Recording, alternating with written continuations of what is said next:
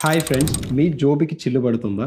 మీకు తెలియకుండానే మీ bank account నుంచి మనీ అనేది ఆటోమేటిక్‌గా డెబిట్ అవుతుందా? ఊహిస్తేనే భయంకరంగా ఉంది. అయితే ఈ వీడియో మీకోసమే. మనందరికీ ఫ్రీ ట్రయల్స్ అంటే ఇష్టం కదా! అందుకనే గూగుల్ జెమినీ ప్రో ఫ్రీ ట్రయల్‌ని, జియో వాళ్ళిచ్చే ఫ్రీ ట్రయల్‌ని మనం తీసుకుంటాం.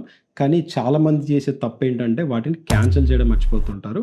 దీనివల్ల ఏమవుతుందంటే మన అకౌంట్ నుంచి వన్స్ ఫ్రీ ట్రయల్ అయిపోయిన తర్వాత ఆటోమేటిక్‌గా మనీ అనేది డెబిట్ అవుతుంది. సో, ఈ ప్రాబ్లమ్‌కి సొల్యూషన్‌గా నేను ఈ వీడియోలో ఒక గవర్నమెంట్ హ్యాక్ అయితే చెప్పబోతున్నాను. స్టెప్ బై స్టెప్ అయితే ఈ వీడియోలో చెప్తాను. వీడియో లాస్ట్ వరకు అయితే చూడండి. ఫస్ట్‌గా మీకు స్క్రీన్ మీద కనిపిస్తున్న ఈ వెబ్‌సైట్‌ని అయితే మీరు ఓపెన్ అయితే చేయండి.